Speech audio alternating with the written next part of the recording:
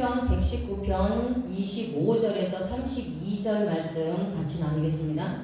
자, 시편 기자는 이번 연을 시작하면서 달렛으로 시작하고 있습니다. 달렛은 문이라는 상형 문자에서 왔습니다.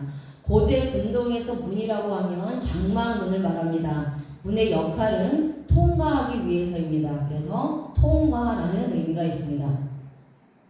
그런데 이 문은 아무나 통과하여 들어가지 못합니다. 장막 생활을 했던 유대인들에게 문은 가족들만 들어가고 주인의 허락을 받은 자들만 들어갑니다. 허락되지 않은 사람은 이 문을 통과할 수가 없습니다. 주인의 허락도 없이 함부로 문을 열고 들어오면 강도입니다. 이 장막은 천국을 예표하는 장소입니다. 장막의 문은 가족만 들어가고 주인의 허락을 받은 자들만이 들어가는 것처럼 천국의 문은 예수 그리스도로 말미암아 하나님의 자녀가 되어서 예수님과 한 혈통이 된 성도들만 통과하여 들어갈 수 있습니다. 하나님으로부터 창세전에 만세전에 이미 택함받아 구원받도록 허락되어진 하나님의 자녀들만 들어갈 수 있는 것입니다. 택함받지 못한 자들, 천국에 들어가도록 허락되지 않는 자들은 들어갈 수가 없습니다. 자, 우리가 집에 문을 열고 들어가려면 열쇠가 있어야 됩니다. 열쇠만 있으면 됩니다. 그렇다면 우리가 천국의 문 안으로 들어가기 위해서는 이 믿음의 열쇠만 있으면 된다는 것입니다. 이사야서 22장 22절 말씀에 하나님께서는 다윗의 집의 열쇠를 예수님의 어깨에 두겠다고 말씀하고 있습니다. 예수님이 열면 닫을 자가 없고 예수님이 닫으면 열 자가 없다는 것입니다. 예수님이 천국문의 열쇠를 가지고 있는 것입니다. 여기서 열쇠라는 단어의 단수를 사용합니다. 열쇠가 하나밖에 없다는 것입니다. 예수 그리스도 한 분 외에는 구원의 열쇠가 없다는 것입니다. 현재 많은 사람들이 자신이 구원의 열쇠라고 말하지만 이들은 십자가에서 못 박히지 않았습니다. 천국 문을 열 수 있는 열쇠는요, 오직 예수 그리스도 한 분뿐이십니다. 그리고 우리에게 천국 문을 열 수 있는 열쇠를 주셨는데 바로 예수님을 믿는 것입니다. 이것은 하나님께서 나에게 허락해 주시지 않으면 안 됩니다. 그런데 하나님께서 나에게 예수님을 믿을 수 있는 믿음을 주셨습니다. 마태복음 16장 19절 보시면요, 예수님이 천국 열쇠를 베드로에게 주시겠다고 말씀하십니다. 예수님이 천국 열쇠를 가지고 있기 때문에 베드로에게 천국 열쇠를 주신 것입니다. 그렇다면 나도 주님으로부터 천국 열쇠를 받은 것입니다. 이 열쇠를 받은 자들은요, 죄에서 해방되어 이 땅에서도 풀리게 됩니다. 우리는 예수 그리스도의 열쇠를 가졌기 때문에 언제든지 천국에 들어갈 수가 있는 것입니다. 시편 기자는 이번 연에서 구원의 문이 되신 예수 그리스도를 믿음으로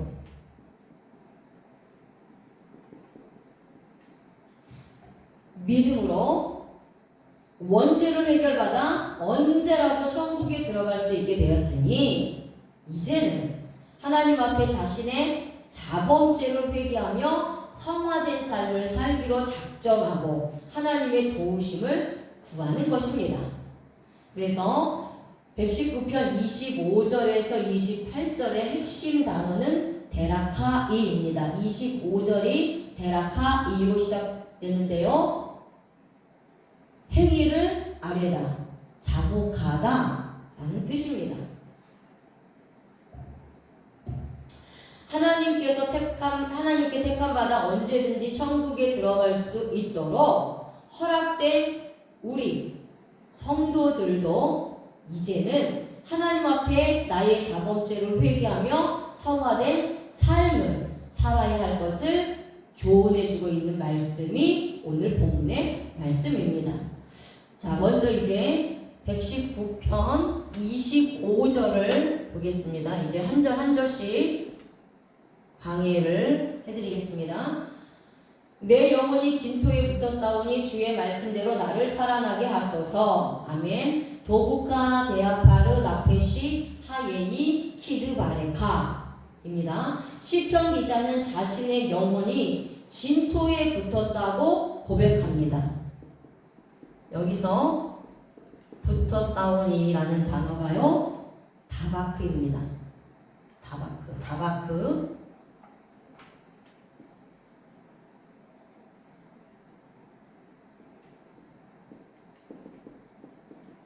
다바크인데요.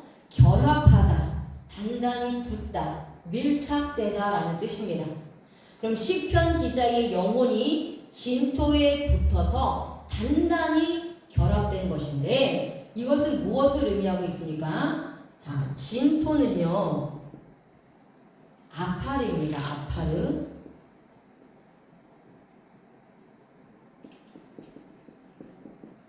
히브리어로 아파르인데요. 마른 흙, 먼지를 나타내는 단어입니다. 하나님께서 인간을 만드실 때 흙으로 빚었는데요. 여기서 흙이라는 단어가 아파르를 사용합니다. 흙으로 만들어진 인간이 죄를 지어 죄와 결합되어 있다는 것을 의미합니다. 죄와 단단히 밀착되어 있기 때문에 영혼은 답답할 수밖에 없는 것입니다. 여기에서 시편 기자의 영혼은 진토와 같은 죄에 달라붙어 있기 때문에 전혀 꼼짝도 못하는 상황에 처해 있다고 고백하는 것입니다.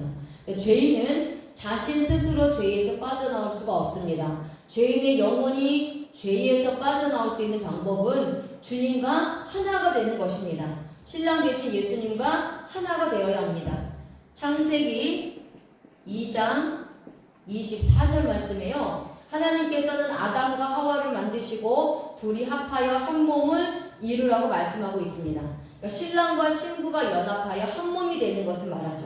그러니까 아담과 하와가 한 몸이 될 때는 인간이 죄를 짓기 전입니다.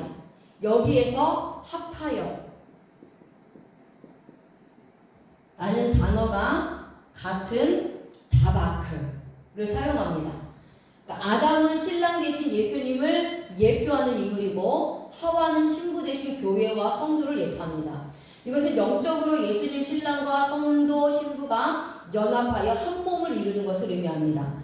그러니까 죄 때문에 고민하고 있는 시편 기자는 신랑 되시는 예수 그리스도와 함께하기를 원하는 것입니다. 죄와 연합되어 있는 자들은 아무 죄가 없는 주님과 연합될 때에 영원히 살아날 수 있습니다. 주님과 결합되어 한 몸이 되니 떨어지지 않는 것입니다. 이것이 바로 부활의 신앙입니다. 신랑인 예수님과 신부인 내가 한 몸이 되기를 하나님은 원하고 있습니다. 십자가 복음의 말씀을 들은 자들은 주님과 한 몸이 되어 부활된 자들이라는 것을 잊지 말아야 합니다. 시편 기자는 진토의 죄와 함께 있기 때문에 영혼이 답답하고 죽어있는 것입니다. 이런 상황에서 주님께서 말씀하신 대로 자신을 살아나게 해달라고 강청하고 있습니다. 하나님께서 자신에게 함께하지 않으면 자신은 죽을 수밖에 없다는 것입니다. 시편 기자는 현재 이렇게 하나님 앞에 자신의 영혼을 소생시켜 주시고 살려달라고 토로하는 것입니다. 자, 이제 26절을 보겠습니다. 26절 내가 나의 행위를 알매 주께서 내게 응답하셨사오니 주의 율례를 내게 가르치소서. 아멘. 데라카이 시파르티 바타 아네니 라메데니 후케이카입니다. 시편 기자는 하나님께 자신의 행위를 주님께 아뢰고 있습니다. 여기서 내가 아뢰매, 내가 아뢰매가요 사파리입니다. 사파리.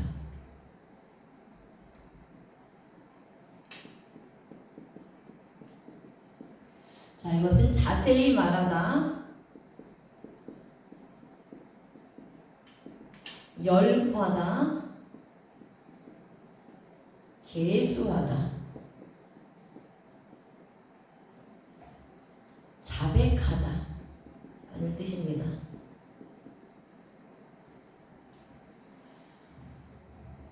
지금 시편 기자는 지금까지 인생을 살아오면서 자신의 행위를 하나님께 자백하고 또 회개하고 있는 것입니다. 하나님께 죄를 지었던 것들을 연결하면서 열거하면서 자신의 죄목을 계수하면서 자백하는 겁니다. 근데 여기서 문법이요. 피해 강조 능동의 동사와 완료 시제를 사용하고 있습니다. 자, 피해 강조 능동은 주체가 자신의 온 마음과 정성과 힘을 다해서 행동하는 것을 말하는 문법이고요. 완료 시제는 완전하게 행동을 끝내는 것을 말하는 문법입니다. 그러니까 문법을 근거로 해석하면 시편 기자가 자신의 행위를 하나님께 자복하고 회개하는데 자신의 행위를 하나도 빠짐없이 열거하여 하나님 앞에 고백하고 있는 것입니다. 입으로만 잘못했다고 하는 것이 아닙니다. 자신의 죄를 생각하고 통회하고 자복하며 주님께 납작 엎드려 회개하는 것을 말씀하고 있습니다. 누가복음 18장 10절에서 13절 말씀이에요. 예수님께서 말씀하십니다. 두 사람이 기도하러 성전에 올라갔는데 한 명은 바리새인이고 한 명은 부정한 세리입니다. 바리새인은 선하기 때문에 부정한 세리와 함께 기도하지 않습니다. 그러면서 세리와 같지 않다는 것입니다.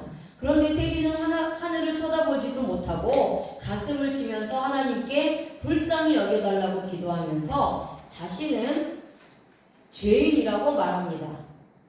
현재 시편 기자의 기도가 바로 이 세리와 같은 기도로 자신의 가슴을 치고 죄를 낱낱이 아뢰면서 기도하는 것입니다. 통회하고 자복하는 기도를 말씀하고 있죠. 이것이 바로 피해 강조 능동과 완료 시제의 기도입니다. 시편 기자의 이러한 회개의 기도에 하나님은 응답하여 주셨습니다.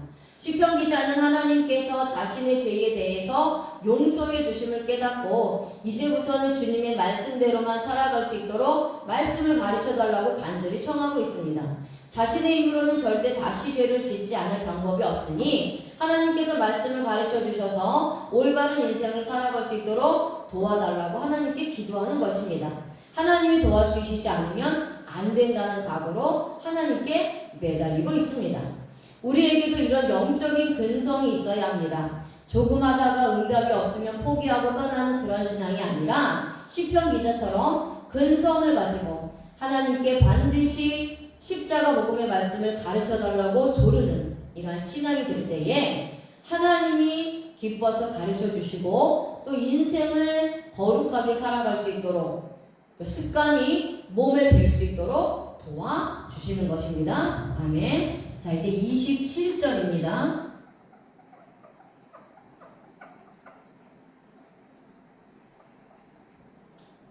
27절입니다. 자, 오후 찬양 예배는 저와 함께 시편 119편 원문 전체를 한 절 한 절씩 강의 설교로 말씀을 전하고 있습니다. 자, 119편 27절에는 나에게 주의 법도들의 길을 깨닫게 하여 주소서. 그리하시면 내가 주의 기이한 일들을 작은 소리로 읊조리리이다. 아멘. 데레크 피쿠데이카 하비네니 베아시하 베니펠르 오테이카입니다. 시편 기자는 자신에게 주님이 가신 그 길을 깨닫게 하달라고 기도합니다. 그리하시면 내가 주님의 기이한 십자가의 사건을 작은 소리로 읊조리면서 인생을 살겠다는 것입니다. 우리들도 주님이 가신 그 길을 하나님께서 깨닫게 하시지 않으면 알 수가 없습니다. 시편 기자는 주님이 가신 그 길을 알기를 원하는 것입니다. 그래서 말씀을 통해서 십자가의 길을 이해하고 분별하여 거룩한 삶을 살기를 원하는 것입니다. 자, 그렇다면 주님이 가신 길이 어떤 길입니까? 여기에서의 길은 데레크입니다. 데레크.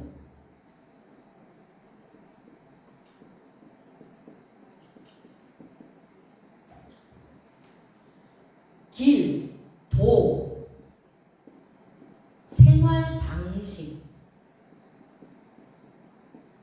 그리고 태도라는 뜻입니다. 이 데레크의 길은요, 예수님의 생활 방식, 태도, 습관을 따라가는 길, 즉 성화의 길을 의미하고 있습니다. 주님이 가신 길은 하나님의 길을 가신 것입니다. 예수님은 하나님이었습니다. 하나님이십니다. 하나님의 발자취를 따라 주님은 사셨습니다. 이것을 시편 기자는 반드시 알게 해달라고 기도하는 것입니다. 그래서 주님이 가신 그 길을 알아갈 때에 자신도 주님이 가신 그 길을 따라서 살 수 있으니 예수님의 생활 방식과 태도, 습관을 따라 살기를 원하는 것입니다. 하나님의 사역의 길을 갈 수 있도록 해달라는 것입니다. 그래서 예수님을 알아야, 주님의 길을 알아야 자기도 예수님을 따라 예수님과 같은 삶을 살 수 있으니 자신에게 하나님 말씀을 가르쳐서 주의 길을 알게 해달라는 것입니다. 우리가 주님의 길을 아는 것이 중요합니다. 알지 못하면 할 수가 없습니다. 내 백성이 지식이 없어 망합니다. 지식이 없어서 하나님을 아는 지식, 예수님을 아는 지식, 성령님을 아는 지식, 성경을 아는 지식, 그 지식, 그것을 알지 못하면 성도들은 성화의 삶을 살지 못하고요, 하나님의 은혜와 하나님의 복을 받아 누리는 삶을 살지 못합니다. 그래서 우리는 아는 것이 중요합니다. 아는 것이 중요합니다. 알아야 믿을 수 있고, 믿어야 순종할 수 있고, 주님의 뜻대로 살 수가 있기 때문입니다. 아는 것이 먼저입니다. 시편 기자는 주님의 기이한 일들을 작은 소리로 읊조리겠다고 말합니다. 우리 인생에서 가장 기이한 일은 십자가 사건을 믿고 구원받은 것입니다. 이런 기이한 일들이 있는 것은 하나님께서 만들어주셨기 때문에 가능했던 일입니다. 하나님께서는 이미 나를 주님을 십자가에서 못 박아 죽이시기로, 나를 위해서 주님을 십자가에서 못 박아 죽이시기로 작정하셨습니다. 그래서 구원받은 백성을 위해 하나님의 작정이 있었다는 것을 우리가 어떻게 할 수 있느냐? 문법에서 니팔 수동태, 수동의 동사를 사용하고 있다는 거예요. 그래서 내가 내 스스로 기이한 일을 알 수 없다는 겁니다. 하나님이 알게 해주셔야 알 수 있다는 겁니다. 그런데 말씀을 통해서, 이 복음을 통해서 하나님께서 우리가 하나님을 알고 예수님을 알아갈 수 있도록 은혜를 주시는 겁니다. 그래서 우리가 주님의 기이한 일을 본 것도 하나님께서 보여주시기 때문에 알 수가 있는 것입니다. 우리 스스로는 볼 수 없습니다. 시편 기자는 인생을 살면서 날마다 주님의 십자가 사건을 명상하고 묵상하면서 주님의 뜻대로 살기를 원하는 것입니다. 그러면서 주님의 십자가 복음을 세상에 전파하는 것입니다. 여기서 성화의 삶이 나타나는 것입니다. 우리는 예수 그리스도를 믿고 구원받았으니까 끝난 게 아니라 이제는 성화의 구원을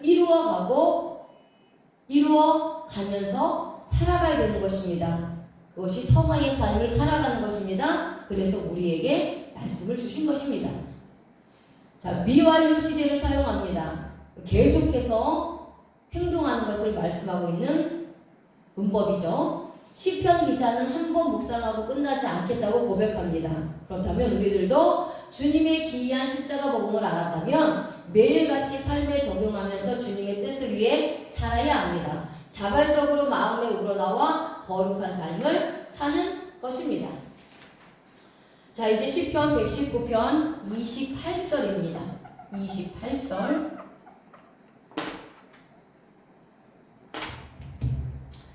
자, 이제 28절은 나의 영혼이 눌림으로 말미암아 녹사오니 주의 말씀대로 나를 세우소서 라고 말씀합니다. 도르파, 나페시, 미투가, 카예메니, 키드바레카. 시편 기자는 자신의 영혼이 너무나 힘들어 녹사오니 주님의 십자가 복음의 말씀으로 자신을 세워달라고 기도하고 있습니다. 근데 여기서 세우소서라는 단어가 쿰입니다. 쿰은 예수님 부활, 예수님이 부활하시죠. 이 부활이라는 단어가 70인역으로 번역된 히브리어로 쿰입니다. 쿰. 그러니까 부활 신앙으로 세워지는 것을 말씀하고 있어요. 일어나다, 일어서다, 세우다, 일으키다 라는 뜻입니다. 시편 기자가 세상에서 하나님의 뜻대로 살아가려고 하니 어려움이 찾아오게 됩니다. 자신의 영혼이 눌림을 받아 고통 중에 있다는 것입니다. 밀랍이 뜨거운 물에 견디기 어려워 녹는 것처럼 현재 자신의 영혼도 녹아내리고 있다고 말합니다. 그러니 주님의 십자가 복음의 말씀으로 자신을 세워달라고 기도하고 있는 것입니다. 하나님이 자신을 세워주시지 않으면 영혼이 너무나 힘들어 죽을 수밖에 없다는 것을 말씀하고 있어요. 마가복음 5장 41절에 회당장 야이로의 딸이 죽었습니다. 그때에 예수님께서 아이의 손을 잡고 말씀하시면서 달리다 쿰 하셨습니다. 이것은 아람어입니다. 번역하면 소녀야 일어나라 말씀하신 건데요. 여기에서 일어나라 아람어로는 달리다 쿰이고요. 히브리어로는 쿰입니다. 시편 기자의 영혼이 이와 같이 죽어 있다는 겁니다. 회당장 야이로의 딸과 같이 시편 기자의 영혼이 죽어 있다는 겁니다. 그런데 예수님이 말씀을 선포해 주셔서 일어나라고 말씀하시면 살아날 수 있다는 겁니다. 우리들도 세상에서 살아갈 때에 억울하게 고통을 당할 수가 있습니다. 하나님의 말씀대로 살아가려고 하니 어려움이 올 때가 있습니다. 이때에 주님의 십자가 복음으로 일어나야 합니다. 예수님께서 말씀하시면 낙심하고 죽었던 심령이 힘을 얻고 일어납니다. 영혼이 기운을 차리고 일어나 다시 열심히 신앙생활을 하고 살아가게 되는 것입니다. 아멘.